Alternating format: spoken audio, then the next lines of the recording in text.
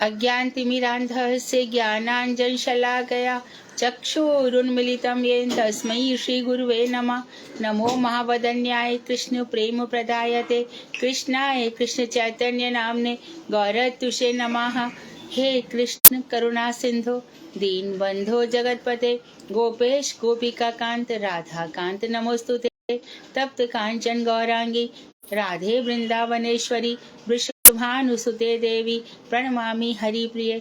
तवैवास्मि न जीवामि त्वया विना इति विज्ञाय राधिके त्वं नय मां चरणान्तिके। गुरुवे गौरचन्द्राय राधिकायै तदालये कृष्णाय कृष्ण भक्ताय तद्भक्ताय नमो नमः। वाञ्छाकल्पतरुभ्यश्च कृपा सिन्धुभ्येव च पतितानां पावनेभ्यो वैष्णवेभ्यो नमो नमः। श्री कृष्ण चैतन्य प्रभु नित्यानंद श्री अद्वैत गदाधर श्रीवासादि श्री गौर भक्त वृंद। हरे कृष्ण कृष्ण कृष्ण हरे हरे, हरे राम राम राम हरे हरे। मैं मध्य गुरु पाद्म पद्म निद्रा प्रविष्ट ओम विष्णुपाद अष्टोत्तर शतर श्रीमद भक्ति वेदांत श्री नारायण गोस्वामी महाराज मध्य शिक्षा गुरु पाद्म पद्म निद्रा प्रविष्ट ओम विष्णुपाद अष्टोत्तर शतर श्रीमद भक्ति वेदांत श्री वामन गोसाई महाराज के श्री चरण कमलों में असंख्य कोटि दंडवत प्रणाम कर उनकी अहेतु की कृपा की भिक्षा करती हूँ। मैं ग्रंथराज श्री चैतन्य शिक्षामृत तदीय रचयिता सच्चिदानंद भक्तिविनोद ठाकुर के चरण कमलों में कोटि कोटि दंडवत प्रणाम कर उनकी अहेतु की कृपा की प्रार्थना करती हूँ। मैं उपस्थित श्रोता मंडली वैष्णवी सभी के लिए यथा योग्य वंदन अभिवादन दंडवत करती हूँ। हमारा प्रसंग चल रहा है विद्वत प्रतीति और अविद्वत प्रतीति। भगवान श्री कृष्ण जब यहाँ जन्म लेते हैं तो जो विद्वान हैं वो तो समझ लेते हैं, लेकिन जो अज्ञ हैं कम जानते हैं उनको पता नहीं चलता। ये सब चीज किस पर निर्भर करती है? भजन पर। जब हमारा भजन बढ़ता है, देखिए भजन में देखना भी होता है और सुनना भी होता है। हम प्रातःकाल उठते हैं, उठने के साथ ही हमें भजन करना है। उठते ही तो सचमुच समझो कि वास्तव में भजन करना चाहता है। उठने के साथ ही उसको प्रपंच याद आ गया, संसार की ना जाने कौन कौन सी चीजें याद आ गई, तो समझ लेना चाहिए अभी उसकी भगवान में प्रीति नहीं हुई है। तो भजन करते समय हम मानो हरे कृष्ण बोलते हैं, तो हरे कृष्ण हमें सुनाई भी पड़े हमने क्या बोला, और वहां भी उनको भी सुनाई पड़े कि कोई भक्त मुझे पुकार रहा है, दिखाई भी पड़े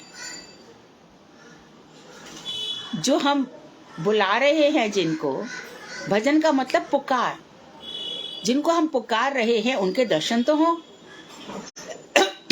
उस भजन को भजन थोड़ी कहते हैं, हरे कृष्ण हरे राम राम राम हरे। अरे क्या ऐसे नहीं। जो भी करो, जितना भी करो, प्रियता होनी चाहिए हमारे अंदर, क्योंकि जो भजन है वो आत्मा का धर्म है, शरीर से थोड़ी होता है। शरीर से जब तक होता है साधन, कृत्य साध्य, साधन क्रिया, तो अभी तो शरीर से जो क्रिया चल रही है ये साधन क्रिया है। अभी भजन क्रिया है, जो निष्ठा है। दो चीजें हैं गीता में बताई गई, मन और बुद्धि। मन संकल्प और विकल्प करता रहता है, ये कर लूं, निश्चय कर लिया, विकल्प ऑल्टरनेट, ये करूं कि ये करूं, ये कर, उसके पास हमेशा डाउटफुल ही रहता है, संशय रहता है। ये मन ऐसा ही है। इसलिए भगवान ने अर्जुन से कहा मय्येव मन आधत्स्व, तो अपना मन मुझ में रख दे। बुद्धि मन से थोड़ी ऊंची लेवल पर है। कैसे? वो निश्चय कर लेती है, निश्चयात्मिका बुद्धि। एक होती है व्यभिचारिणी बुद्धि। व्यभिचारिणी होती है ना, जिसको चीप भाषा में कहती है वेश्या, है ना। यहाँ भी जाएगी, वहां भी जाएगी, यहाँ भी देखेगी, वहां देखेगी, कहाँ मुझे सुख मिलेगा, इस तरह से। लेकिन भगवान में जो बुद्धि लग जाती है, फिर वो भगवान की सेवा में लगती है। यदि मेरी बुद्धि भगवान की सेवा में लग रही है तो समझो भजन ठीक चल रहा है। भजन के पैरामीटर तो देखने पड़ेंगे, माधुर कादम्बनी में बताए गए सब कि कैसी भक्ति होनी चाहिए। अनर्थ है, भक्ति से भी उचित अनर्थ है, बहुत कुछ मिल जाता है और हम भगवान से दूर हो जाते हैं। अपराध से युक्त अनर्थ तो बड़े भारी होते हैं। अपराध तो ऐसा भक्ति लता को उखाड़ के फेंक देता है, अपराध हाथी के समान होता है। चाहे नाम अपराध हो, चाहे धाम अपराध हो, चाहे सेवा अपराध हो। धाम में चले गए और फालतू की, यहाँ ऐसा बिखर रहा है, वैसा हो रहा है, ये पंडे लोग ऐसे होते, वैसे, कोई जरूरत नहीं है। सब हम धाम में जा रहे इसलिए कि यहाँ पर भगवान श्री कृष्ण ने लीलाएं की थी। इस धाम में चैतन्य महाप्रभु आए, यहाँ पर हमारे गुरु वर्ग आते हैं, उनके चरण चिन्ह हैं, ये उनकी चिन्ह में रज है, मैं इसका स्पर्श करने आया हूँ या आई हूँ, दूसरा कुछ नहीं सोचना है। सेवा अपराध ये सब हो जाते हैं। अब हम इस पर आते तो भजन में बहुत ही एकदम अलर्ट रहना पड़ेगा, क्वालिटी भजन करना होगा। क्वांटिटी भी रहे पर क्वालिटी भी रहे। मैं हरे कृष्ण पुकार रही हूँ तो कृष्ण ने सुनना चाहिए, राधा जी ने सुनना चाहिए। हरे राम, राधा जी सुने तब तो, नहीं तो क्या हुआ, ऐसे मशीनिकल करने से कुछ भी नहीं होगा। पुकार वहां जानी चाहिए, और वहां पे नहीं पुकारोगे तो क्या कर लोगे संसार में। कितना विचित्र संसार है ये।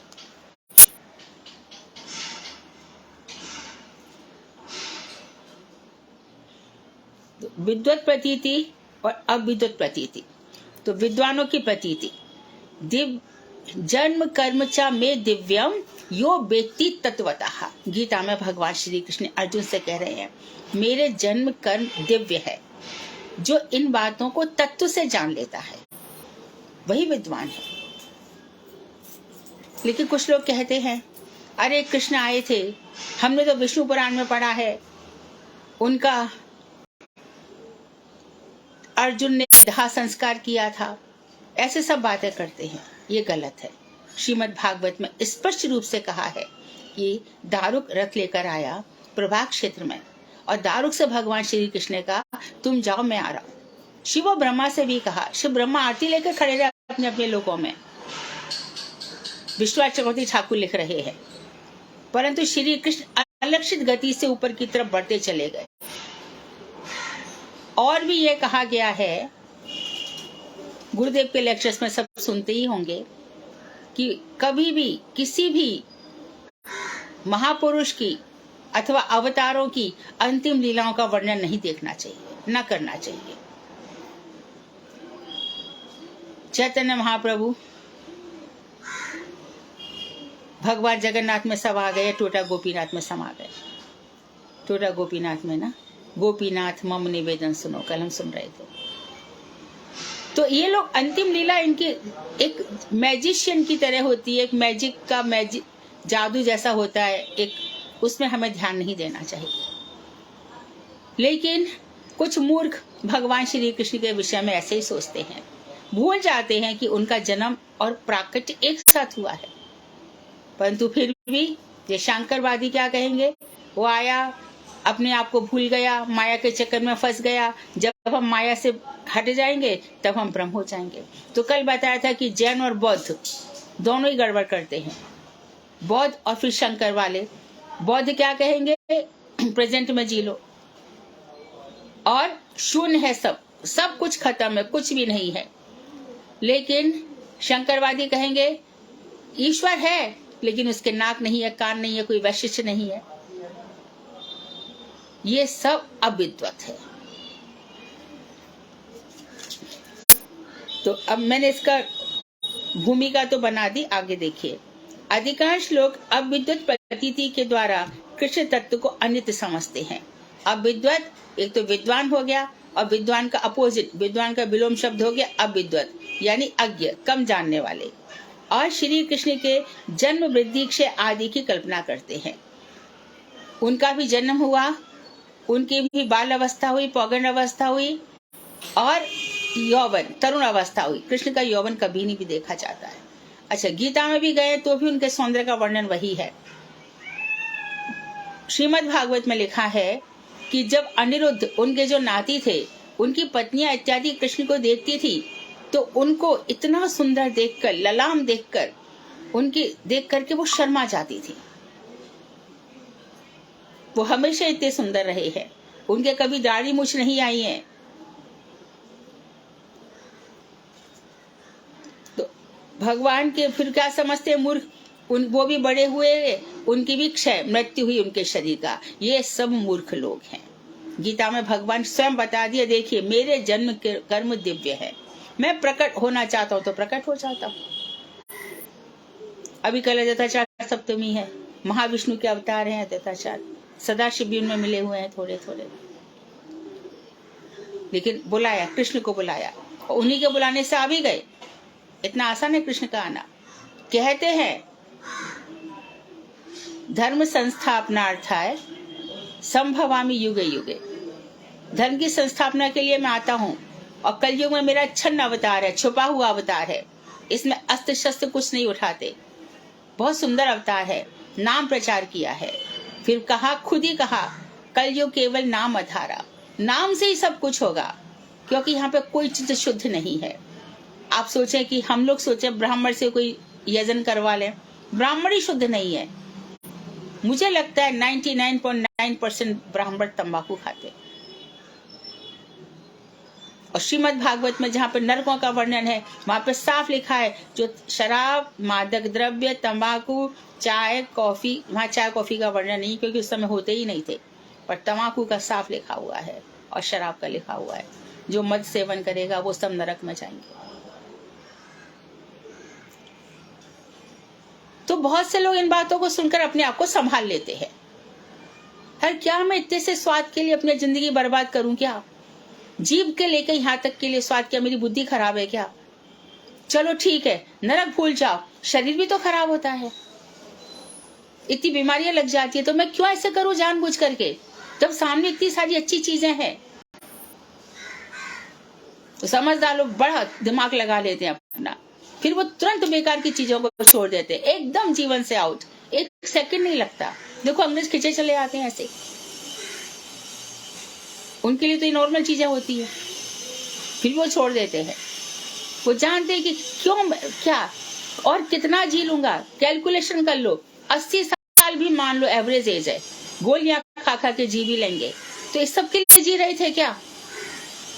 और एक मूर्खता है, हम बड़े टेंशन में हैं, पिक्चर जाएंगे तो हम अपने आप को भूल जाते। अपने आप को भूलने की बात कौन कह रहा है?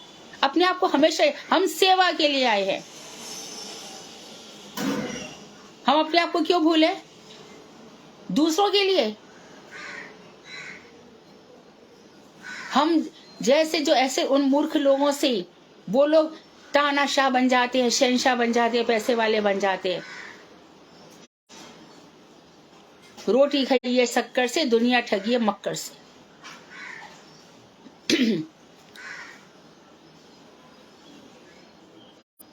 तो बहुत अलर्ट होना चाहिए हर एक मिनट का। महाप्रभु जी का आदेश है, सेकंड का एक फ्रैक्शन भी बर्बाद मत करो। नाम गाने सदा रुचि, प्रारंभ में ये नाम असर करेगा। गोली खा लेते ना, असर होता है। तो कभी कभी ऐसा नाम जब लिया जाता है, बड़ी प्रतिकूल परिस्थितियां आ जाती हैं, जहां देखो चाहे अपमान हो रहा है, घर वाले कह रहे निकल जाओ यहाँ वहां से, मुझे चारों तरफ, मैं एक ऐसा नाम जप रहा हूं, मुझे तो दुख ही दुख मिल रहे हैं, लेकिन ये कृपा मिल रही है, दुनिया की सच्चाई सामने आ रही है। निकल जाओ, छोड़ दो। वही लोग फिर बुलाते हैं, साल में 2 साल में आ जाओ आ जाओ आ जाओ। तो प्रतिकूल परिस्थितियां आ जाती हैं, अक्सर ऐसा प्रतिकूल ही आती है। ये नाम है ना, शरीर पर बहुत असर करता है, और फिर धीरे धीरे सब कुछ ठीक हो जाता है। सारे रोग शोक मोह विकार इत्यादि कुछ भी नहीं रहते, जब भगवान में हमारा सब कुछ समर्पण हो जाता है। तो नाम का असर शरीर पर, मन पर, चित्त पर बहुत अच्छे से पड़ता है। तो उस समय हमें अपनी मीमांसा करनी चाहिए, अपने पर ध्यान देना चाहिए। और तत्वों को देखना चाहिए कि इसी तरह से बताया गया था। पहले साधु संग होगा, फिर भजन क्रिया होगी, फिर सारे अनर्थ मिट जाएंगे, फिर निष्ठा हो जाएगी, एकदम निश्चित बुद्धि हो जाएगी। रुचि, आंखों में आंसू आने लगेंगे, रहा नहीं जाएगा उनके बिना, श्रवण दशा हो जाएगी। फिर आसक्ति, ऐसी आसक्ति हो जाएगी, 1 मिनट कृष्ण कथा के बिना रह नहीं सकते। तो उन्होंने कहा अविद्वान जो अज्ञ लोग हैं वो कल्पना करते हैं। क्यों? उनकी ये फैंटासी है, इमेजिनेशन है, मैं तो जन्म है ही नहीं, मैं तो अज हूं, तुम भी अज हो, आत्मा तो अज ही है, शरीर मर रहा है। तो भगवान श्री कृष्ण तो शरीर और आत्मा एक ही है। हमारा भी ना हन्यति हन्यमाने शरीरे, शरीर मरता है, आत्मा नहीं मरती। इसको ना पानी भिगो सकता है, ना आग सुखा सकती है, ना हवा सुखा सकती है, ना आग जला सकती है, कुछ होता ही नहीं इसका। इसलिए तो लोग नहीं डरते। जो तत्व ज्ञान हो जाता है जिसको, वो कहाँ डरता है? तो क्या कर लेगा मेरा, चल। और वो भक्ति का तेज इतना इतना प्रबल होता है कि सामने वाला जो अभी तक बहादुरी दिखा रहा था भाग जाता है हमसे। श्री कृष्ण, उसके शरीर में श्री कृष्ण ही आ जाते हैं। द्रौपदी के लिए चीर बनकर ही आ गए। कब होगा? जब भजन ठीक से होगा, अनुभूतियां होंगी। तो यदि ये कहा जाए कि विद्युत प्रतीति मतलब भगवान का अनुभव हो रहा है, अब विद्युत प्रतीति अर्थात भगवान का अनुभव नहीं हो रहा, वो है, अनुभव नहीं है मूर्खों को, अज्ञों को। है तो सही भगवान, परंतु बहु नाम जन्मनान्ते ज्ञानवान प्रपद्यते माम वासुदेव सर्वमिति सा महात्मा सुदुर्लभः। बहुत जन्मों के बाद कोई मेरे पास आ जाता है और फिर मेरा ज्ञान प्राप्त करता है। तो शिक्षाष्टक, उपदेशामृत, इन सब हम ग्रंथों को पढ़ते हैं और सीखते हैं। उपदेशामृत का ही व्याख्या कही जा सकती है रघुनाथ दास गोस्वामी की मन शिक्षा। तो मन को समझाते हैं बड़ा अच्छे तरह से, मन का पर्सोनिफिकेशन, मानवीकरण करते। अरे भैया मन, मेरी बात सुन, देख तू गुरुजी से प्रेम कर, देख तू नाम से प्रेम कर, देख तू मथुरा के ब्रजवासी उनसे प्रेम कर, देख वहां से बहुत कुछ सीख लेगा। फिर तेरा मन यहाँ वहां नाचेगा नहीं। काचे मन नाचे वृथा। जो कच्चा मन है वो बहुत नाचता है, जो बहुत कम जानता है ना बहुत ज्यादा बोलता है, और ज्यादा जानने वाला एकदम शांत हो जाता है, गंभीर भजन की अनुभूति करता रहता है। ज्ञानम में परम गुह्यम यद विज्ञान समन्वितम। भगवान चतुश्लोकी भागवत में कह रहे हैं मेरा ज्ञान परम गोपनीय है। इसलिए गीता में 4 प्रकार के ज्ञान आए। देख, फर्स्ट प्रतीति क्या है? फर्स्ट कॉन्सेप्ट, मैं ब्रह्म हूं, ब्रह्म। और इसके आगे इसका प्योरिफिकेशन ये है कि ब्रह्मणो ही प्रतिष्ठा हम, मैं ब्रह्म की प्रतिष्ठा हूं। सेकंड अपीयरेंस, परमात्मा, मैं सबके हृदय में परमात्मा के रूप में विराजमान हूं, सबके हृदय में हूं। क्षीरोशायी विष्णु सबके हृदय में विराजमान है। तीसरी अपीयरेंस क्या है? भगवान, मैं भगवान हूं, इसलिए तू भक्त है, हम दोनों के बीच में प्रेम का संबंध है। तू इस रूप को क्यों नहीं समझ जाता? समझ लेना, इसी में तेरा कल्याण है।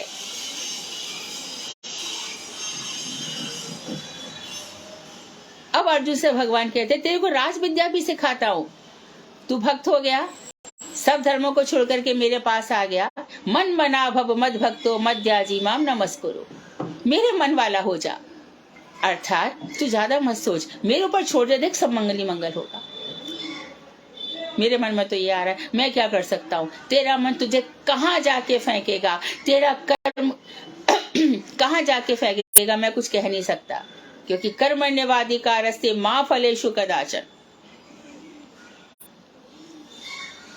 तो कर्मों से कछुए जैसे अंगों को समेट लेता है, ऐसे कर्म से अपने आप को समेट लो। मस्तिष्क उलझन में मत डालो, मस्तिष्क को एकदम शुद्ध रखो, प्योर रखो। हमारा मस्तिष्क कोई कचरे की बाल्टी थोड़ी, इसमें कुछ भी डाल दिया, सुनो ही मत। अपने आप को एकदम प्योर कर लो। मन मना भव मध्याजी, मेरा ही यजन कर, मेरा ही जप कर, माम नमस्कुरु। तो ये हो गया, मेरे जन्म कर्म दिव्य है। अब विद्युत प्रतीति के द्वारा ही निर्विशेष अवस्था सत्य और सविशेष अवस्था प्रापंचिक जान पड़ती है।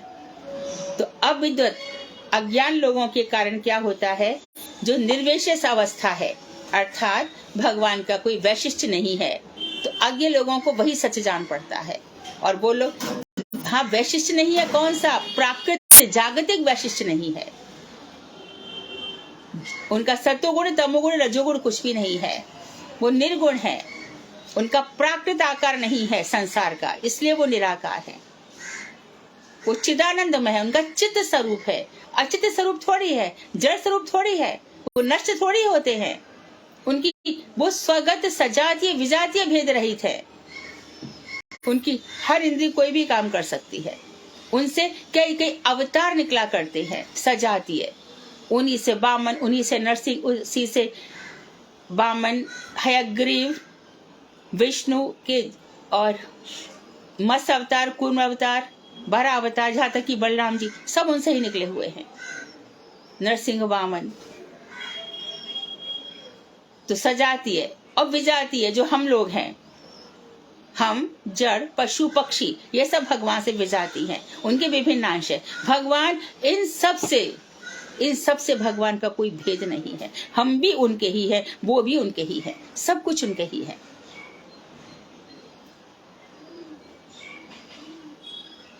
लेकिन ये जो अज्ञ लोग हैं, कम जानने वाले, इस चीज को नहीं जानते हैं।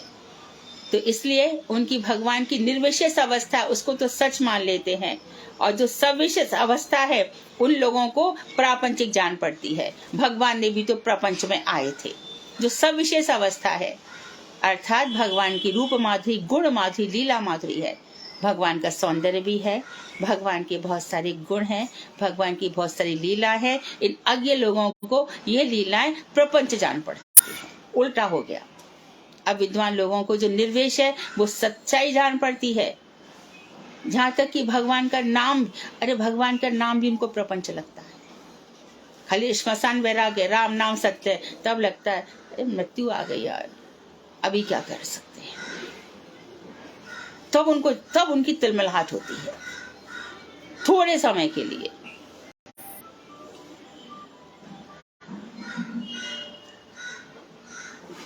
तो अज्ञ लोगों को जो निर्विशेष भगवान है वो सत्य जान पड़ते हैं, और जो सविशेष है वो प्रपंच जान पड़ता है। भगवान इस जगत में आए, ईश्वर माया को भूल गए, बाद में वो शुद्ध हो गए और ब्रह्म बन गए। इसलिए कृष्ण तत्व में विशेषता रहने पर भी वह प्रापंचिक जान पड़ता है। इसलिए अविद्वत लोगों को भगवान का वैशिष्ट्य है इतना सारा, लेकिन वो इसको प्रपंच समझ लेते हैं। भगवान ने भी तो जन्म लिया, और कैसी कैसी बातें करते हैं। भगवान भी तो शनि लग गया था भगवान को, तो उनको रामचंद्र जी को वनवास हो गया। अरे ये काल जो नक्षत्र है वे तो भगवान को भी नहीं छोड़ते हैं। सीता जी को भी वनवास हुआ, उनको भी अग्नि की परीक्षा देनी पड़ी। सारा की सारा प्रपंच भगवान में लगा देते हैं, जिनसे इतने लाखों देवी देवता निकले।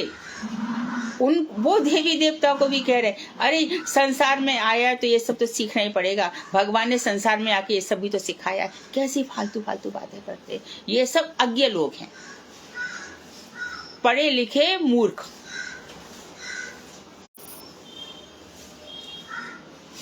ऐसा नहीं है कि भगवान को नहीं देख रहे हैं, ठीक से नहीं देख रहे, समझ नहीं पा रहे। नास्तिक इससे बेटर है, क्योंकि वो कभी ना कभी भगवान को समझ जाएगा। लेकिन जिसने भगवान को जानकर भी उनको ठीक से नहीं समझा, उनकी स्थिति बड़ी शोचनीय है। आप ठीक से तो समझो, गीता का ज्ञान लेकर के, आत्मा का ज्ञान लेकर के चले और गीता की बातों के विरोधी हो गए। इतने सारे पुराण तुम्हारे लिए लिखे ही नहीं गए, फिर तुम्हारे लिए क्या लिखा गया? कहां से तुमने इमेजिनेशन कर लिया? कोई तो तुम्हारा बेस हो, कुछ जो सोच रहे हो वो सोच कहां से ले आए? तुम मुनि था या ऋषि था, कहां से ये ज्ञान ले आया? ओ शोल फिलॉसफी हो, ये फिलॉसफी हो, वो फिलॉसफी, कहां से, किधर से ले ली? फिर ये जुगनू की तरह चमकते हैं और एकदम नष्ट हो जाते हैं, कुछ समय तक रहते भी नहीं है, जो भी मन गणंत कर रहा है। लेकिन फिर वही बात, योग्यता, अधिकार, जिसका अधिकार नहीं है वो उन लोगों के बीच में फंस जाता है। आगे देखिए, युक्ति की असमर्थता। परम तत्व क्या वस्तु है, युक्ति या तर्क द्वारा उसका निर्णय नहीं किया जा सकता, क्योंकि भगवान अचिंत्य हैं, वो चिंतन से परे हैं। उनकी कोई क्रिया हमारी समझ के बाहर है, उसमें कोई युक्ति नहीं लगाई जा सकती, कोई लॉजिक, आर्ग्यूमेंट, कुछ रीजनिंग, कुछ भी नहीं चलेगा। अपरिमेय पदार्थ के संबंध में मनुष्यों की सीमा युक्त युक्ति क्या कर सकती है? जो अपरिमेय है, सीमा से बाहर है, इतना सर्वव्यापक है। अच्छा, जो सर्वव्यापक है वही भगवान देखो हृदय में भी एक अंगुष्ठ के रूप में आकर के विराजमान है। अब लगाओ दिमाग। फिर कहते हैं मैं अनिकेत हूं, मेरा कोई घर नहीं है। आपका घर कहां पर है? भक्तों का हृदय। तो कंडीशन क्या लगा थी? भक्त मुझे देख सकते हैं, भक्त मुझे समझ सकते हैं। फिर हमारे पास अनंत कोटि भक्त आ जाते हैं और फिर महाप्रभु पूरे की पूरे पार्षदों के साथ आ गए। स्वरूप दामोदर आ गए, राय रामानंद आ गए, फिर 6 गोसाई आ गए, पुंडरीक विद्यानिधि आ गए, कितने सारे अनंत भक्त भगवान के आ जाते हैं। मध्वाचार्य जी, रामनाचार्य जी, बल्लभाचार्य जी, बिट्लादीश जी है, कवि, सूर, तुलसी, रहीम, रसखान, पूरा की पूरा ये भरा पड़ा है। और फिर ये लोग हमारे गुरुवर्ग, प्रारंभ से परंपरा चली आ रही है, तो इनकी दृष्टि से हमको भगवान को समझना होगा। देखो भाई, बुद्धि तो उसी को कहते हैं जहां मेरे गुरु की नजर जा रही है वहां मेरी भी नजर जाए। गुरु किसका चिंतन कर रहे हैं? वो कहते हैं कि हम भी यही नाम भजते हैं, तुम भी यही नाम भजो। तो उन्होंने उस नाम को भज करके किस चीज को प्राप्त कर लिया और मैं वंचित रह गया। तो जहां जहां गुरु की मेरी दृष्टि जा रही है वहां मेरी दृष्टि भी जानी चाहिए। जैसे जीवन उन्होंने जिया वैसे मुझे भी जीना चाहिए। तो अपरिमेय है, जो सीमा में आ ही नहीं सकते, उस पदार्थ के संबंध में हम क्या युक्ति लगाएंगे? अतएव जीवों की भक्ति वृत्ति के द्वारा ही परम तत्व ज्ञेय और आस्वादनीय है। आत्मा की वृत्ति, आत्मा का एक स्वभाव है, वो भक्ति है, भक्तिमय है। आत्मा, जब आत्मा भक्ति के आकार में बिल्कुल एकदम हमारा चित्त भगवदाकार हो जाता है और वो उसका नेचुरल है। बाकी जो है वो उसके लेयर्स हैं, आवरण हैं। आकाश से बरसात होती है और वो पानी कहां से आता है? समुद्र से आता है। भगवान करुणा के सागर हैं, लेकिन जो मेघ है वो तो गुरु ही है ना, वो भगवान नहीं है। गुरु तत्व को ले आए हैं। बादल जो है, आकाश से बादल निकला, बादल हम पे बरसात कर रहे हैं, गुरु जी बता रहे हैं। तो जब हमारी दृष्टि ज्ञाता, ज्ञेय और ज्ञान, ज्ञेय वस्तु, जानने योग्य वस्तु है कृष्ण, ज्ञाता है भक्त, और उनके बीच में ज्ञान वो गुरु जी देते हैं। तो यहाँ पे बता रहे हैं कि जीवों की भक्ति वृत्ति के द्वारा ही, भक्ति की वृत्ति, चित्त की जो वृत्ति है वो भगवदाकार होनी चाहिए। तब कृष्ण भी खुश हो जाते हैं, राधा जी भी खुश हो जाती हैं। दोनों युगल प्रेमी हमारे ऊपर कृपा करते हैं। तो भक्ति की वृत्ति से ही वह परम तत्व ज्ञेय और आस्वादनीय है। तो ठाकुर जी जो ब्रह्म है एक के लिए और भक्तों के लिए रसो वही सहा। फिर भक्त को बड़ा उत्साह होता है, उमंग होती है, जोश होता है, नाचा फिरता है। राजभोग, बाल भोग, संध्या आरती, शयन आरती, इसी में उसका अष्टकालीन लीलाओं के चिंतन में लगा रहता है। रस आने लगा ना, रस आने लग जाता। जब तक रस नहीं आ रहा है तभी तक प्रपंच है। रस आने के बाद तो प्रपंच की जितनी भी दीवार है सब धराशायी हो जाती है, फिर कुछ नहीं रहता। फिर तो हंसी भी आने लगती है, क्या मैं भटक, कहाँ मैंने अपना जीवन ढोया फालतू में, जो मेरे थे ही नहीं उनके पीछे मैंने कितना समय बर्बाद कर दिया। अरे आना है तुमको, आज विवाह है, तुम्हारे घर की शादी, ऐसा मत समझ लेना ये वो, इतना प्रपंच लोग कहेंगे, फंसा के रख देंगे। हमें तो फंसना है तो बस कृष्ण के मोह जाल में, उनके रूप जाल में, राधा जी की सेवा जाल में। हम वही फंसे, हम वहां से बाहर निकले ही क्यों। जय कृष्ण बजय से ही बड़ो चतुर। जितना ज्ञान है, जितना भी एकदम सुपर मोस्ट जो ज्ञान है वो यही ज्ञान है, ये आस्वादनीय है। गोपाल अपनी उपनिषद में तो यही कहा जाता है कि जो लोग गोपाल मंत्र जप रहे हैं जीवन का रस तो वही ले रहे हैं। तभी तो लोग इतने हंसते रहते हैं, खुश रहते हैं। आप लोगों में से शायद किसी ने पूज्यपाद नारायण महाराज के, बाण गोसाई महाराज के दर्शन किए होंगे। उनको देख करके एकदम पूरा शरीर ही रोमांचित हो जाता था और वो लोग शांत बैठे रहते। बाण गोसाई महाराज के पास 3 लोग गए, 3 लोग काफी गए, पर तीनों ने कहा था हमारे घर आना, हमारे घर आना, हमारे घर आना। गुरु पूर्णिमा पे उन्होंने 3 लोगों को हामी स्वीकृति दे दी, मैं तुम्हारे घर आऊंगा, तुम्हारे। लेकिन बाण गोसाई महाराज किसी को दुखी नहीं कर सकते थे। वो तो एक जो धन नहीं है जिसके पास, उसके घर भी जाएंगे और छत से बारिश टपक रही है तो छाता लेके बैठे रहेंगे और बड़े आनंद में रहेंगे, खुश रहेंगे। और फिर भाई जाके जो कुछ होगा उनके पास उसको भी दे आएंगे। भक्त कहेगा आपका पैसा लूंगा नहीं, मैं नरक में जाऊंगा, नहीं, फिर भी वो दे आएंगे, छत बनवा लेना। तो 3 भक्तों को हामी भर दी, स्वीकृति दे दी, आऊंगा। तीनों भक्त दूसरे दिन आए, महाराज बहुत प्रतीक्षा की, आप आए नहीं। आया तो था तीनों से, बोले आया था, नहीं महाराज आप नहीं आए थे, महाराज आप नहीं आए थे।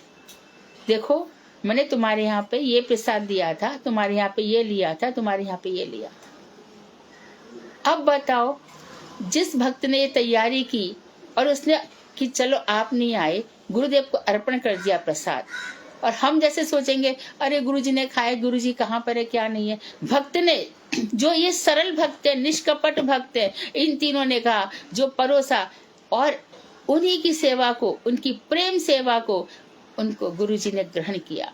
विग्रह मतलब विशेष रूप से जो ग्रहण कर ले उसको विग्रह कहते हैं।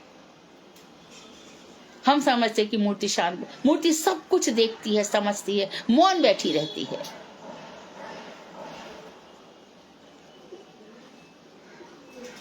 बताया तीनों के घर गए, इनकी चित्तवृत्ति भगवदाकार होती है। देख रहे हैं वहां पर सब्जी रख के गए, चावल रख के गए, और नीचे जाकर के कपड़े भिगोए आता हूँ। ऊपर आए तो देखा कि एक किशोरी है, वो रसोई में है, घबरा गई, सीधे गए, गुरुदेव गुरुदेव, एक स्त्री है और रसोई। बोले देख हमारी स्त्री में खुद राधा रानी आई। तो भगवान को भक्त चाहिए। भक्त कहे जय सिरुच राखू, कह तो बिक जाऊं मैं तो भक्तन हाथ बिकायो। भक्तों के हाथ बिका हुआ हूं मैं।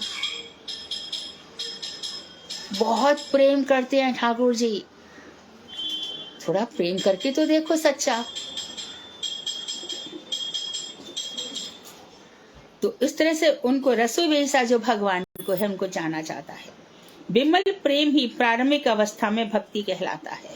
शुद्ध प्रेम प्रारंभिक अवस्था में, इनिशियल स्टेज में प्रेम कहलाता है। श्री कृष्ण की कृपा के बिना विद्वत प्रतीति का उदय नहीं होता। तो अब उन्होंने ये भी कह दिया कि जो विद्वत प्रतीति है कि श्री कृष्ण वैशिष्टमय है, श्री कृष्ण सविशेष साकार हैं और अचिंत भेद निराकार, साकार होते हुए भी निराकार है, सगुण होते हुए भी निर्गुण है। इस तरह से ये विद्वत प्रतीति है, क्योंकि ये उनकी कृपा से विद्या शक्ति जीवों की सहायता करती है।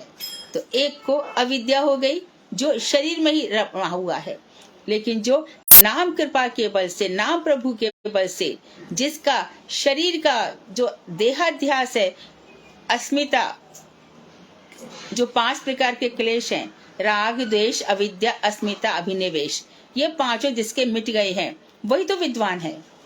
और वहां पर श्री कृष्ण की कृपा प्रारंभ हो जाती है। एकमात्र कृष्ण ही प्रेम के विषय है।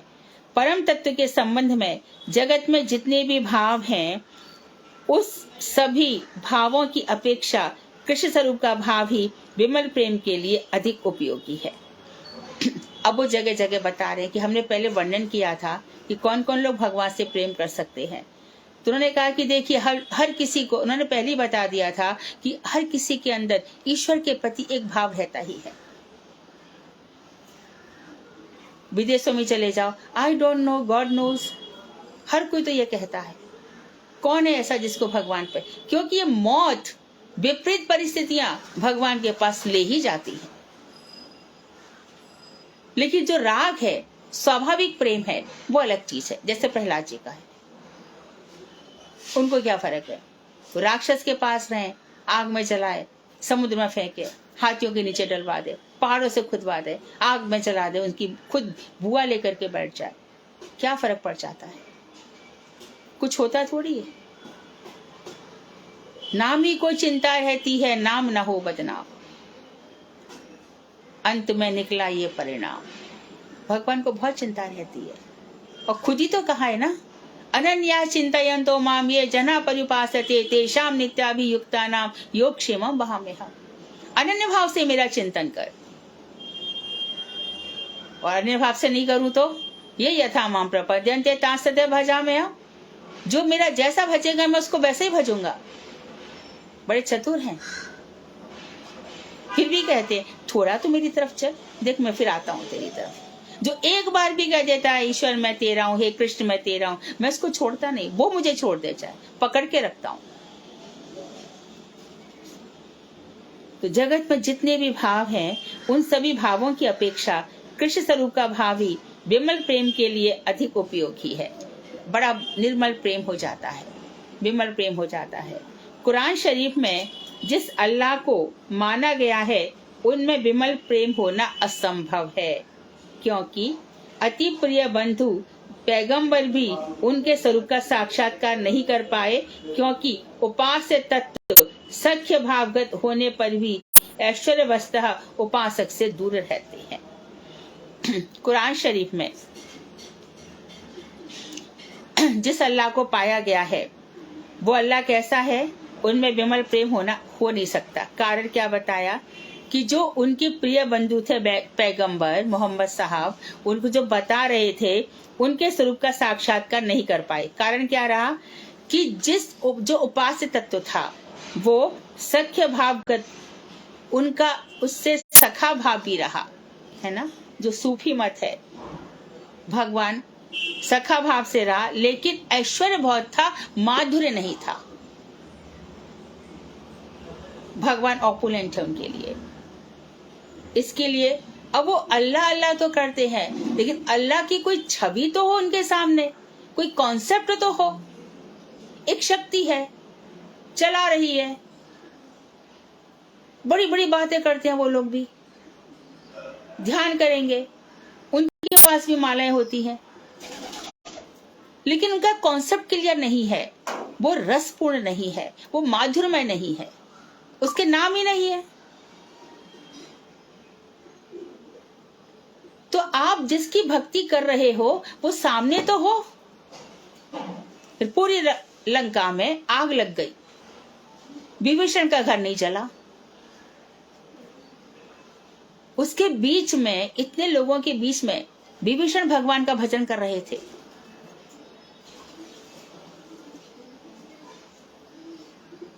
और वहां से निकल आए। तो सामने जो ऐश्वर्यमय है, जिसका कोई फिगर ही नहीं है, जिसको तुम ऐश्वर्यवान तो मान रहे हो, लेकिन सामने कोई तेज हो, उसको तुम गिन रहे हो, क्या गिन रहे हो? इसलिए भगवान का साक्षात्कार नहीं हो सका। हम तो साक्षात्कार करेंगे, क्यों नहीं करेंगे? हम जिनके लिए रोते हैं, जिनके लिए तड़पते हैं, जो आह्लादनी शक्ति राधा ठकुरानी है, जिनके लिए हम अपना सब कुछ वार सकते हैं, वो भी हमें उतना ही प्यार करती है। सामने आकार है, सामने सब विशेष है, सामने शेषवरवाद है, सगुण है।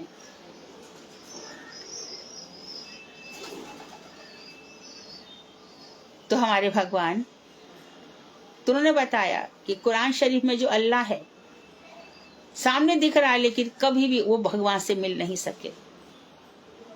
और वही बात हम अपने गुरुदेव से कहते हैं, तो गुरुदेव तो बताते हैं कि श्री राम के दर्शन हुए और भगवान की शक्तियां भक्तों पे काम करती है। बागोसी महाराज से टोटा गोपीनाथ ने मांग लिया ना वस्त्र। इन दोनों की लीलाओं को हमने खूब देखा है, खूब अच्छी तरीके से। सबके जीवन में घटनाएं घटित होती है, और अनुभव से कोई बोलता है जी। अनुभव नहीं होगा तो कोई कैसे बोल सकता है? पग पग पर अनुभव है, पग पग पर उनकी कृपा बरस रही है।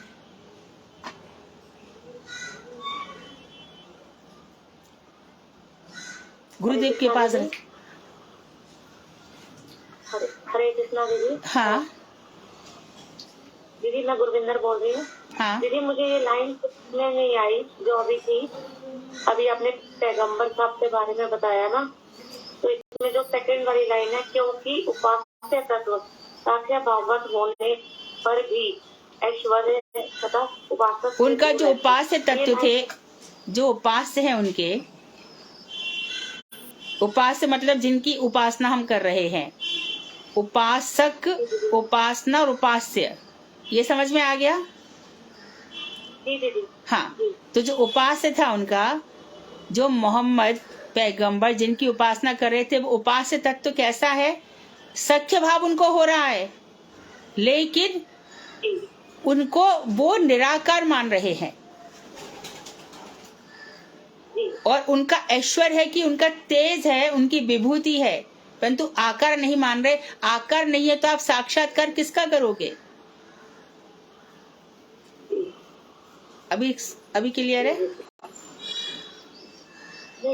अभी भी ये ऐश्वर्य यहाँ तक तो क्लियर हो गया। साक्ष्य भागवत होने पर भी ऐश्वर्य शब्द ये नहीं समझ में आ रहा वर्ड दीदी। वो उनका ऐश्वर्य इतना अधिक है, उनका तेज है, उनकी विभूति है, लेकिन साकार नहीं है। ऐसा वो नहीं मानते कि वो साकार है। तो जो व्यक्ति है ही नहीं, आपकी फोटो है लेकिन आप नहीं हो, तो मैं आपका मेरा मिलन कैसे होगा?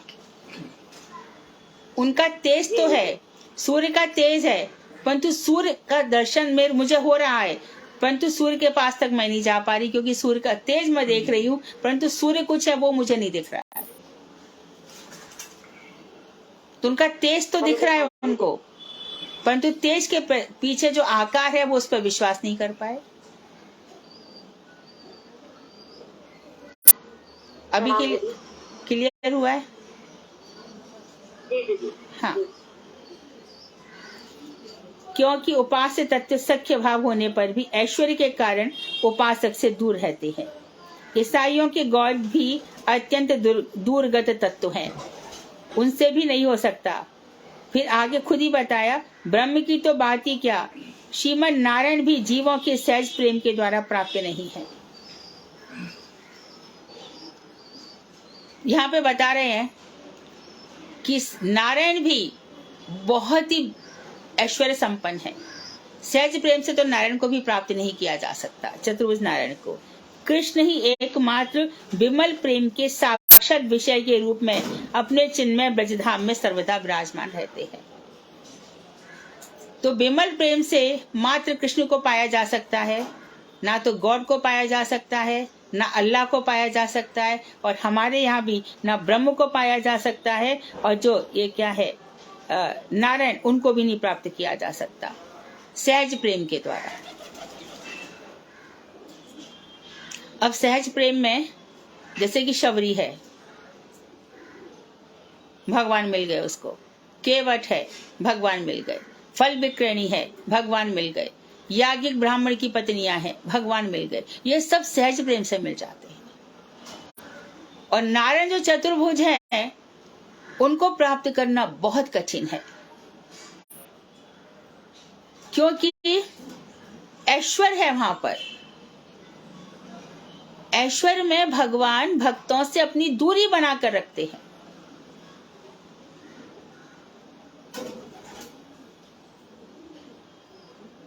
और भगवान श्री कृष्ण ने ये कहा है, अहम भक्त पराधीनो, मैं भक्तों के पराधीन हूं। क्यों? प्रेम के कारण। गोविंद कहे, मम वैष्णव प्राण, वैष्णव हृदय मोर विश्राम। भक्तों के हृदय में मेरा, क्योंकि भक्त भगवान के द्विभुज स्वरूप का, नंद नंदन स्वरूप का चिंतन कर रहे हैं। ये नंद नंदन स्वरूप प्रेम से प्राप्त होता है। और जो ब्रह्म है, गॉड है या अल्लाह है, अल्लाह का तो कोई रूप ही नहीं है, इसी प्रकार से गॉड है, लेकिन गॉड का कुछ रूप तो होना चाहिए। तो अंग्रेजों का कॉन्सेप्ट क्लियर नहीं है, या यहूदियों का ले लो, या क्रिश्चियन ईसाइयों का ले लो, इनके कॉन्सेप्ट्स क्लियर नहीं है।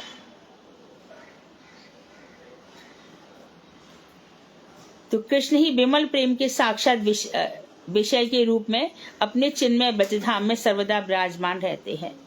तो यहाँ पर स्पष्ट कर दिया, एकमात्र विमल प्रेम के साक्षात विषय होते हैं श्री कृष्ण। शुद्ध प्रेम हो जाता है तो यहाँ पर कृष्ण के दर्शन भी हो जाते हैं। अब कृष्ण धाम का परिचय बता रहे हैं।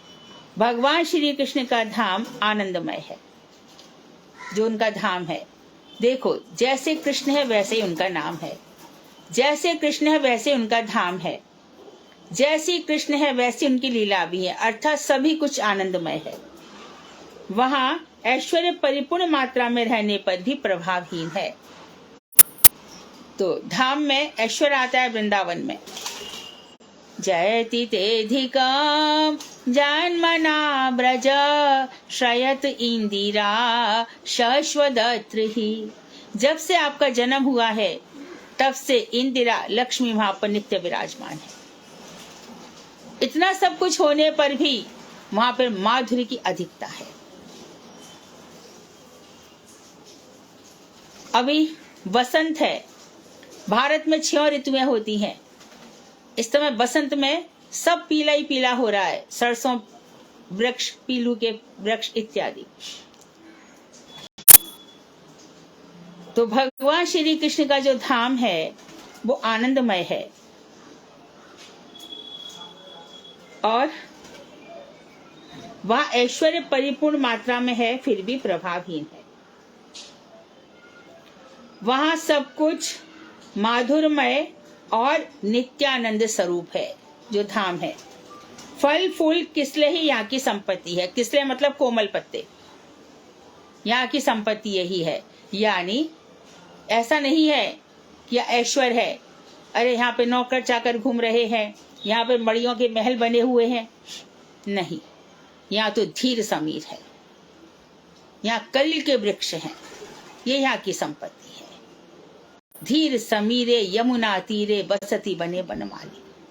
कैसा धीर समीर है कि जब भगवान श्री कृष्ण की लीलाएं होती हैं तो समीर शांत हो जाता है, धीरे धीरे चलने लगता है। और यहीं पर मान भंजन लीला होती है। आज भी निधुवन की जो प्रकृति है उसके सामने बड़े बड़े ऐश्वर्य, जो वैकुंठ का ऐश्वर्य है, वो भी खंडित हो जाता है। चारों तरफ वृक्ष विराजमान है। जरा सोचो तो, जाबड़ से कुसुम सरोवर राधा जी कैसे आती होंगी।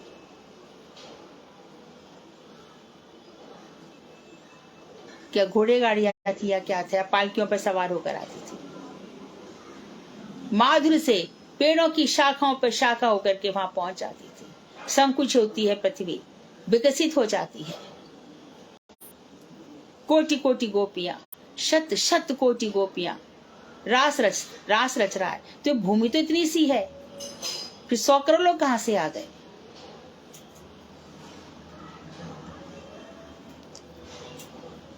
माधुर्य बहुत अधिक है, वहां पर ऐश्वर्य नहीं है। मां यमुना बह रही है, कमल के फूल खिले हैं और सब सखियां कमल भी बन जाती हैं। तो यहां पर केशी घाट में रहेंगे। अच्छा, सुबह ठाकुर जी गोकुल में हुए, मानो कैसे गोवर्धन पहुंच गए, फिर कुसुम सरोवर पर कैसे लीला हो गई, और यहाँ पर सरोवर ही सरोवर है। मानसी गंगा जय हरदेव, गिरवर की परिक्रमा, और बूंद बूंद चरणामत ले, अपनो जन्म सफर कर ले। यहाँ पर इतने सारे सरोवर बह रहे हैं, दरवाजा खोल देना। इतने सारे सरोवर हैं, नदियां बह रही हैं। तो ये माधुर्य बिखरा पड़ा है, ऐश्वर्य। और वही श्री कृष्ण नारायण के रूप में इतने ऐश्वर्यशाली है बैकुंठ में, लेकिन वो बैकुंठ गत जो भगवान है वो दूर हो जाते हैं।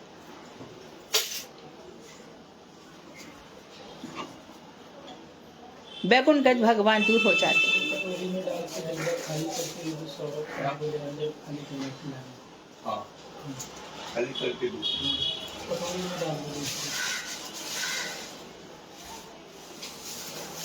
और बता रहे हैं, गोप बालक की सखा है और गोपियां ही सखियां हैं। तो वहां पर सख्य भाव रखा मोहम्मद साहब ने, मोहम्मद पैगंबर ने। लेकिन आपने आकर तो माना ही नहीं। ये बात ठीक है कि हृदय में एक वृक्ष पर 2 पक्षी बैठे हैं, एक आत्मा है, एक परमात्मा है, दोनों सखा भाव से रह रहे हैं, ये मान लिया। लेकिन परमात्मा से मिलन कैसे हो, वहां पे सारी गड़बड़ है। दूध दही और मक्खन ही यहाँ के खाद्य द्रव्य हैं। सभी वन और उपवन सब कुछ कृष्ण प्रेममय है, सब कुछ कृष्ण प्रेममय है, पूरा की पूरा धाम। यमुना जी कृष्ण की सेवा में अनुरक्त हैं। सारी प्रकृति ही कृष्ण की परिचारिका है, सारी प्रकृति कृष्ण की सेवा कर रही है, सारी प्रकृति। धीर समीरे यमुना तीरे बताए ना, वहां पे आप वृंदावन में देखिए, वहीं पर आवाज मत करो, वहीं पे सारे वन है, वहीं पे सब उपवन है। जो अन्यत्र परिभ्रम के रूप से सभी व्यक्तियों की पूजा और सम्मान को ग्रहण करते हैं, वे श्री कृष्ण उस धाम के एकमात्र प्राणधन है। अच्छा, और बता दिया कि और जगह वृंदावन को छोड़ करके बाकी सब जगह श्री कृष्ण क्या है, परिब्रह्म है।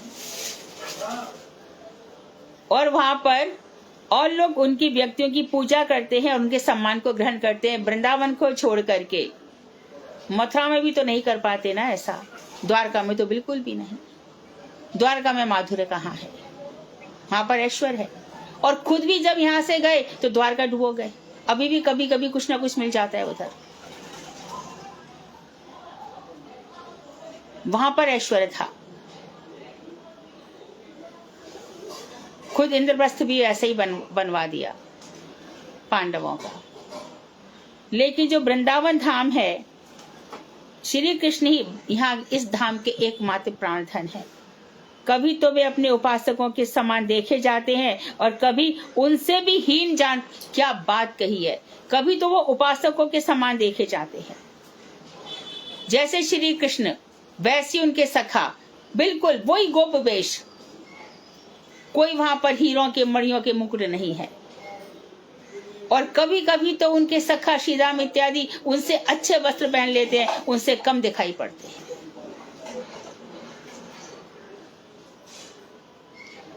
हरिहारे जीते श्री रामा, बरवसी कत करत रसैया, खेलत में को काको गुसैया।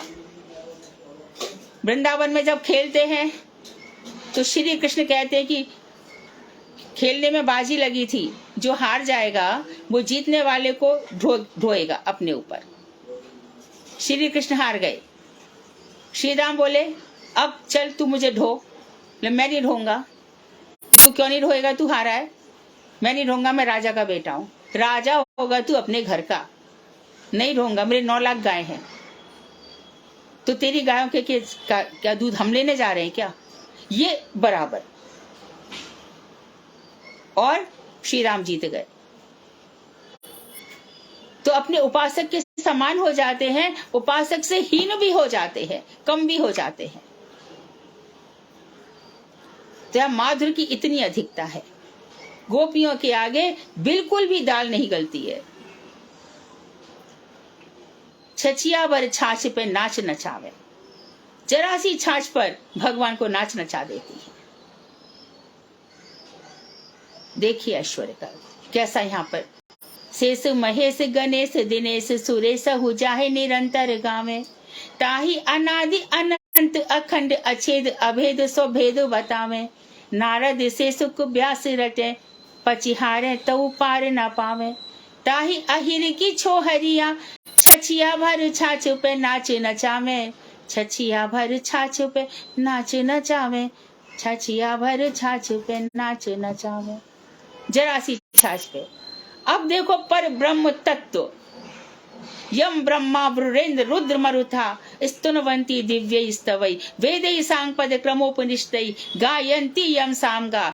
ध्यानावस्थित तद गतेन मनसा पश्यन्ति यम योगिनो, यस्यांतम न विदु सुरासुर गणा देवाय तस्मै नमः। ब्रह्मा विष्णु उनका पार नहीं पा रहे हैं। वो पर ब्रह्म तत्व। और यहाँ पर गोपियों से तनिक सी छाछ पर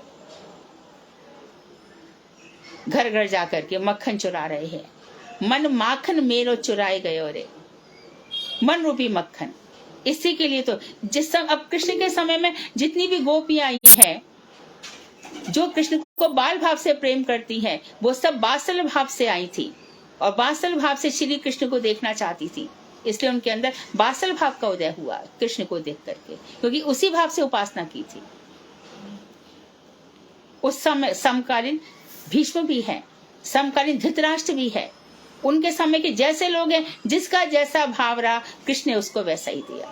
परंतु वृंदावन की बात कुछ और रही। वृंदावनम परित्यज्य पादमेकं न गच्छति। तो वृंदावन धाम सुमधुर धाम है। यहाँ पर नित्य प्रति बसंत छाया रहता है। यहाँ कोयल कूचती रहती है। यहाँ के जो वृक्ष हैं छोटे छोटे, वो कभी सूखते नहीं हैं। यहीं पर आकर के भगवान श्री कृष्ण सेवा कुंज में अपनी बंशी राधा जी के चरणों में रख देते हैं। और यहीं पर आकर के वृंदावन के धीर समीर में ही है स्मर गरल खंडनम मम शिरसी मंडनम देहि पद पल्लम उदारम। राधा स्मर गरल कामदेव के मद को खंडित करने वाला तुम्हारा जो चरण है वो मेरे सिर का आभूषण है। माधुरी की सीमा देखो, माधुरी की परावधि देखो, कितनी हाई, एकदम लिमिट से भी कितनी ऊपर जा रही है। यहाँ प्रेम के आगे झुक जाते हैं।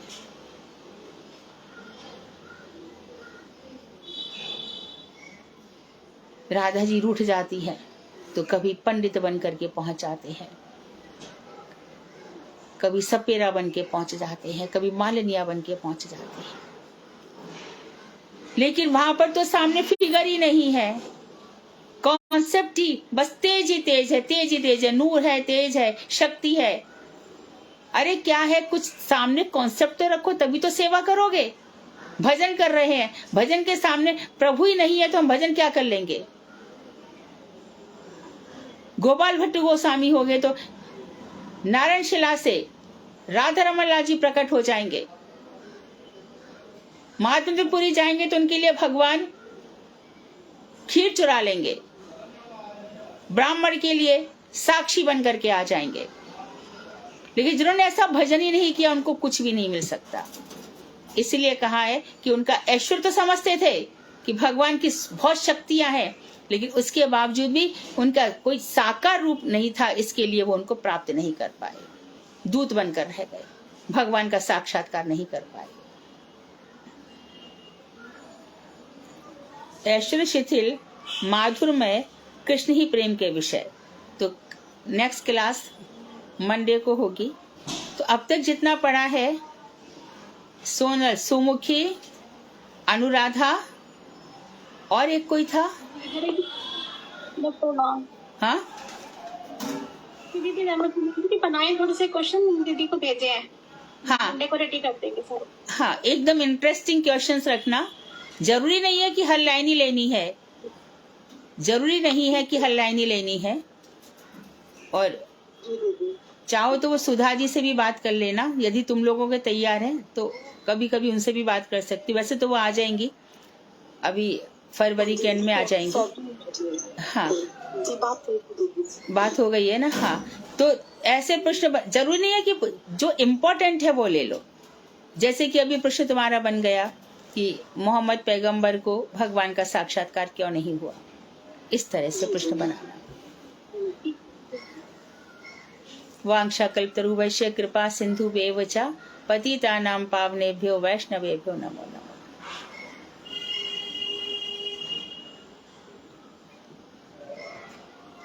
प्रश्न।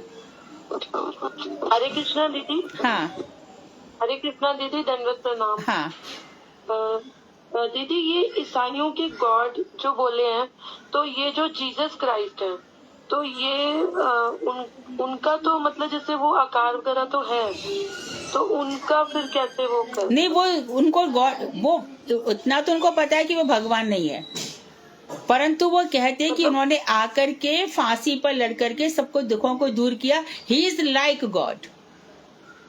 अच्छा, ठीक है। हाँ, उनकी शक्तियां थोड़ी बताते कि उन्होंने आकर के कुछ ऐसे चमत्कार कर डाले, वो उनके सेक्रीफाइस से इम्प्रेस हैं। हाँ, ठीक है। हाँ, समाज के लिए उन्हें बलिदान दिया, उसके लिए है। हाँ जी।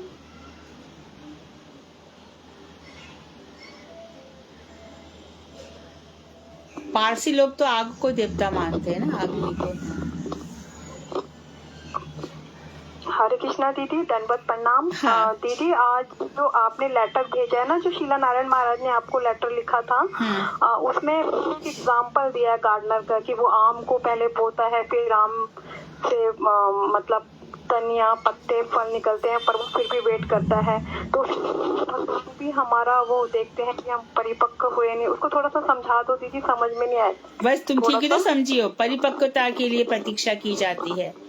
और भी भाई, हाँ हाँ, जब आम परिपक्व हो जाएगा तब वही, फिर हम कहते हैं ना घर छूट जाएगा, ये सब फिर अपने आप ही, तुम घर रहो, बन रहो, मन से छूटना चाहिए सब। परिपक्व अवस्था में ऐसा हो जाता है। अच्छा दीदी, ये लोग पूरा की पूरा अनुवाद किया नहीं है, मैं उसका हिंदी अनुवाद भी हिंदी भी भेज दूंगी। सब लेटर्स लेटर लिखा है आपको, बहुत सारे लिखे हैं, 80 लेटर्स हैं, 80 लेटर्स हैं, ऑनलाइन नेट पे अलग है। अच्छा, राय रामायण संवाद पुस्तक के बाद बहुत गदगद हो गए थे, उत्कलिका वल्लरी के बाद भी बहुत अभिभूत हो गए थे। वो सब है उस लेटर्स में लिखे हुए। दीदी मैंने उत्कलिका वल्लरी पढ़ी थी, लेकिन उसमें मतलब जो वो जुआ पासा खेलते हैं, उसमें कृष्ण हार जाते हैं, अपने हिरन को लगाते हैं, उसमें नाम नहीं लिखा हुआ है हिरन का और हिरनी का, जैसे आप बताते हो ना। कुरंग हिरन है। हाँ हाँ, नहीं दिया होगा, मैं दिया होगा, क्योंकि मुझे याद रह गया, तो इसका मतलब मैंने लिखा ही होगा। मैंने स्पेशली पढ़ा था अपने घर पर। तो वो आगे पीछे कई सारी लीलाएं हैं ना, आगे पीछे और किसी लीला में होगा, क्योंकि कई लीलाएं ना उसमें, और किसी लीला में होगा। हाँ। अच्छी पुस्तक है। हाँ, बहुत अच्छी है दीदी। ऐसे लगता है कि आप ही बोल रहे हो, लग रहा था कि वो आपने ही लिखी, जैसे आप बोलते हो ना वही लैंग्वेज सेम उसमें है। रूप गोस्वामी बाद ने लिखी है, और बलदेव विद्याभूषण ने उसकी टीका लिखी संस्कृत में, उन्होंने उसका हिंदी अनुवाद कर दिया था।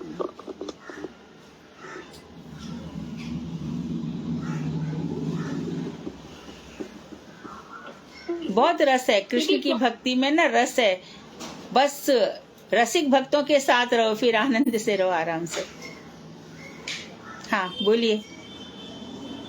हरे कृष्ण दीदी। हाँ। दीदी, मेरा प्रश्न आज की क्लास से नहीं है। आपने बताया था कि कर्म भगवान और जीव नित्य है। दीदी, जैसे आप कोई जीव अगर साधन कर रहा है तो निर्गुण अवस्था में आने पर तो उसके कर्म जीरो हो जाते हैं, तो फिर वो बिल्कुल। नित्य कैसे रहे? देखो, कर्म इसलिए नित्य है कि कर्म जो है व्यक्ति करता ही रहेगा। कर्म जीव और मनुष्य, कर्म कभी मरता नहीं है। नित्य का अर्थ है कर्म कभी मरता नहीं है। लेकिन जिस कर्म को आज हम कर रहे हैं वही कर्म कोई दूसरा जीव भी करता है। अच्छा, और जो कर्म हमारा पीछा कहाँ छोड़ा उसने, हमें जन्म देता जा रहा है। किसके कारण ये जन्म हो रहे हैं? कर्म के कारण। और कर्म जब मिट जाएगा, प्रारब्ध, संचित कर्म, प्रारब्ध कर्म, ये सब मिट जाएंगे, उसके बाद फिर जन्म ही नष्ट हो जाएगा, फिर कर्म कहाँ रहेगा? प्रारब्ध, संचित, क्रियामाण, सारे कर्म मिटने चाहिए। जैसे कि चने हैं, चने जब भून दिए जाते हैं तो उसमें से फिर चना नहीं पैदा हो सकता, या चने में अंकुर निकल जाए तो पैदा नहीं हो सकता। इसी प्रकार जब तक जीव का कर्म रहता है, जीव को जन्म लेना ही पड़ेगा, ऐसा वेदांत तो कहता है।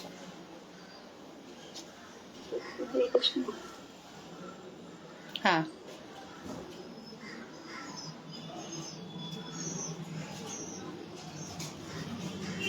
वेदांत सूत्र पढ़ो, उसमें और क्लियर होगा। है वेदांत है तुम लोगों के पास? वेदांत बहुत कठिन है, 4 वॉल्यूम्स में है। दीदी मेरे पास तो नहीं है। बहुत कठिन है, मुझे 8 साल लग गए उसका अनुवाद करने में, 2007 से 2016 तक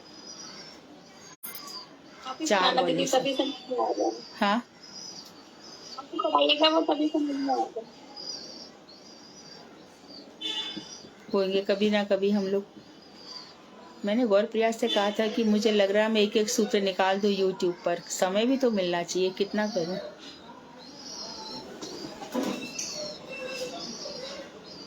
हाँ, और पूछो।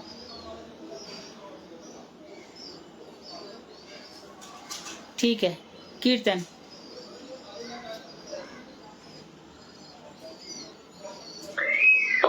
हरे कृष्णा दीदी, दंडवत प्रणाम। दीदी, मैं ये सोच रही थी कि जैसे ना ये क्वेश्चन बनेंगे, तो अगर दीदी हमें क्वेश्चन दे दिए जाए और हम उनके आंसर उसमें देखें, फिर हम बताएं कि हमारा आंसर कैसा है, तो दीदी ऐसा ये कैसा रहेगा? आप किताब है हम लोगों के पास। हाँ, आप कह रहे हो कि प्रश्न बन जाए, उसके बाद हम प्रश्न दे दिए जाए। हाँ दीदी, उनके, हाँ जी, फिर उनके आंसर मतलब किसका ज्यादा अच्छा है, मतलब किस तरह से हम आंसर बना सकते हैं, तो दीदी ऐसे ज्यादा अच्छे से उत्तर यदि दिए गए तो मुझे लगता है कि करीब काफी 300-400, फेसबुक पर ही 200-250 लोग होते हैं कोई दिन, और इस पे भी होते हैं। इतने सारे लोगों के क्वेश्चन आंसर चेक कौन करेगा? दीदी फिर ऐसा होता है कि 1-2 लोग बताते रहते हैं, 2-4 लोग बताते रहते हैं, फिर बाकी लोग तो फिर ऐसे ही रहते हैं। ये है तो हाँ, तुम्हारी ये बात ठीक है, ये प्रश्न जरूर सही है कि तो आप लोगों को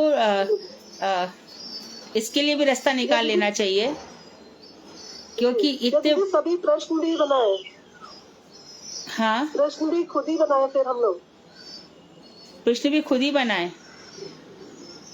क्या करेगा दीदी, क्योंकि ऐसे ना बहुत अच्छी तैयारी नहीं हो पाती है कि कुछ लोग बताते हैं फिर ऐसे नहीं पता चलता, तब हमारा अभ्यास शायद ज्यादा अच्छा होगा, ऐसा मुझे लग रहा है दीदी। बाकी तो आप सबसे नहीं ठीक है, हम सबका सुझाव लेने को तैयार है, लेकिन बात यही है कि सब प्रश्न बनाएंगे, फिर चेक कौन करेगा? नहीं दीदी, आप जैसे नहीं पूछेंगे, एक जना पूछे, फिर जैसे पूछते हैं ना ऐसे ही पूछे, तो फिर बाकी लोग जैसे जवाब दे, तो उनका जरूरी नहीं कि उस टाइम भी बिल्कुल सही हो, तो अगर हम लोग ऐसे उसमें देख के हम आंसर उनके बनाएंगे दीदी, तो हमें हमारा अभ्यास शायद ज्यादा अच्छा हो जाएगा। तो वैसे तो कर रहे ना। हाँ जी, प्रश्न तो एक जन पूछता है, बाकी लोग तो उत्तर देते हैं ना। आप क्या बोल रहे हो, मुझे नहीं क्लियर हो रहा है। आप ये कह रहे हो ना कि एक जन ही, कुछ ही लोग उत्तर देते, सब नहीं दे पाते, यही प्रॉब्लम है ना। दीदी ये ना कि प्रश्न अगर हमें पता चल जाए, जैसे ना प्रश्न तो ग्रुप पे डाल दें, तो हम लोग जैसे ना उनके उत्तर हम खुद देखें, फिर सब जैसे पूछे तो हम लोग बताएं फिर उनको। अच्छा तो अच्छा, सभी बताएंगे, आप होमवर्क सबके करके पास आना उत्तर होगा। चाहते हो, होमवर्क करके आना चाहते हो आप, ये चाहते हो जी, कि जी। प्रश्न ग्रुप में आ जाए पहले जी, और उसके बाद जी। उत्तर तैयार होता, ऐसा किया जाए। उसके बाद दीदी सभी उत्तर तैयार करें फिर उसके ना, तो फिर तो ज्यादा सभी की लगता है तैयारी कि हो लोगों जाएगी, को ज्यादा समझ आएगा। और फिर ये ऐसा करें कि नाम ले लेकर के पूछें। हाँ जी जी जी। हाँ ऐसे। ठीक है, ये भी ठीक तो है। सभी बताएं। ठीक है सोनल, अनुराधा, जी जी। तुम लोग अपने पेज बांट लो कि शुरू के 5 पेज या 6 to 10 प्रश्न लिख लो और उसमें डाल दो।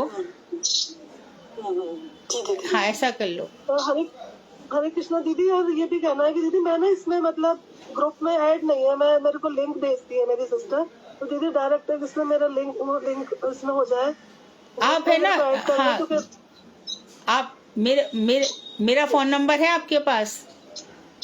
जी है दीदी। हाँ तो आप अपना नंबर भेज दीजिए तो गौरप्रिया ऐड कर ठीक है देगी। दीदी, ठीक है दीदी। हाँ हरे कृष्ण दीदी। हाँ हाँ हाँ हाँ, क्या नाम है आपका? दीदी अनीता त्यागी। अनीता त्यागी, हाँ ठीक है जी। ठीक है। अच्छा, अपनी बात रखनी चाहिए, जो सबके लिए फायदे बेनिफिशियल हो वो सबके लिए आनी चाहिए, अच्छी बात है ये। पहले भी ऐसा कहा गया था, हमारे वो योगेश जी भी कहते थे प्रश्न पहले दे दो। हरे कृष्णा दीदी। और हाँ। दीदी जैसे हैंड रेज करेंगे सब, जैसे एक साथ सब बोलते हैं ना, तो उसमें कुछ ही लोग आंसर दे पाते हैं। हैंड रेज करेंगे ना तो फिर वो नाम लेके किसी से भी पूछ सकते हैं। हाँ, नए लोगों से और जब एक जन पूछे, हाँ, जिससे पूछा जाए वही उत्तर दो, दूसरा मत दो, तो फटाफट आंसर हो जाएंगे सारे। सही है दीदी पिछली बार ऐसा किया था कि जो जिसने हैंड रेज किया था या फिर जिसने नहीं आंसर दिया था, पहले उनको मौका दिया था, फिर उसके बाद ही हमने मतलब एक बार में सबकी बारी आनी चाहिए, ये नहीं कि एक ही हाँ, आंसर आंसर देखो सभी लोग तैयार करो, फिर आंसर सबके तैयार होने चाहिए। तुम लोग पढ़ो, फायदा तो जब भी होगा, क्योंकि इसकी हर एक लाइन इतनी इम्पोर्टेंट है। ये ग्रंथ जैव धर्म से भी और अमृत वाला ग्रंथ है ये। इसमें सारी देखो चीजें खुल रही हैं, और ये तो अभी मैं इतना खुल गया, तो आगे क्या क्या होगा। ठीक है, तो तुम लोग मिलकर के प्रश्न डाल दो। ऐसा नहीं है कि यानी कि हर लाइन से क्वेश्चन बनाना, ऐसा नहीं है, चीज समझ में आ जाए बस। जी दीदी। आप बस में डिवाइड कर लो कौन कितने पेज करेगा। कौन कीर्तन कर रहा है कोई तैयार कि छोड़ दें?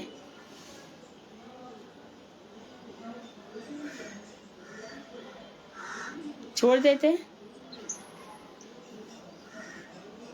वांछा कल्पतरुभ्यश्च दीदी कृपा। मैं करूँ?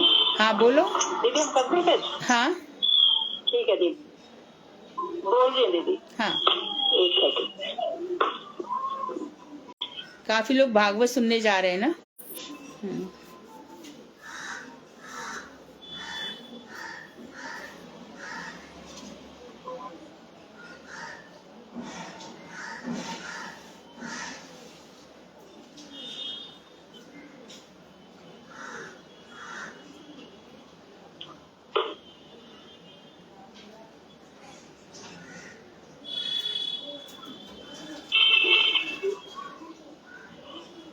हरि का भजन करो, हरि है हमारा।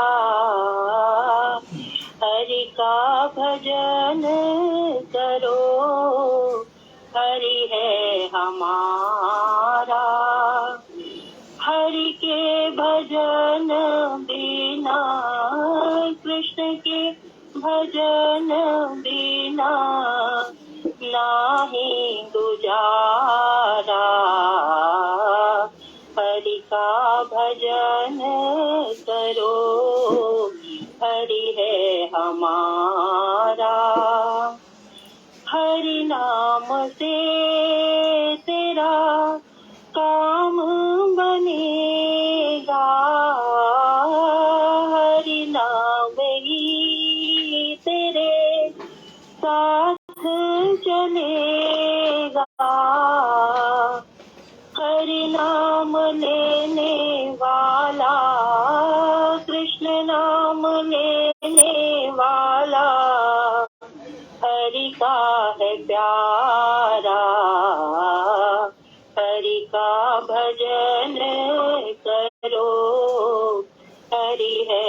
हमारा, कृष्ण का भजन करो, कृष्ण है हमारा। कोई कहे राधे श्याम, कोई कहे सीताराम, कोई गिरधर गोपाल, कोई राधा माधव नाम। वही हरि दीन बंधु, वही हरि करुणा सिंधु, नमो बारंबारा, हरि का भजन करो, हरि है हमारा। कृष्ण का भजन करो, कृष्ण है हमारा। सुख दुख भोगे जाओ, लेखा सब मिटाते जाओ, हरि गुण गाते जाओ, हरि को रिझाते जाओ। वही हरि दीन बंधु, वही हरि करुणा सिंधु, सबका है प्यारा। हरि का भजन करो, हरि है हमारा। बहुत सुंदर, बढ़िया। वांछाकल्पतरुभ्यश्च कृपा सिन्धुएव च पतितानां पावनेभ्यो वैष्णवेभ्यो नमः। सोमवार को मिलते हैं, है ना। हरे कृष्ण। हरे कृष्ण दीदी, दंडवत प्रणाम।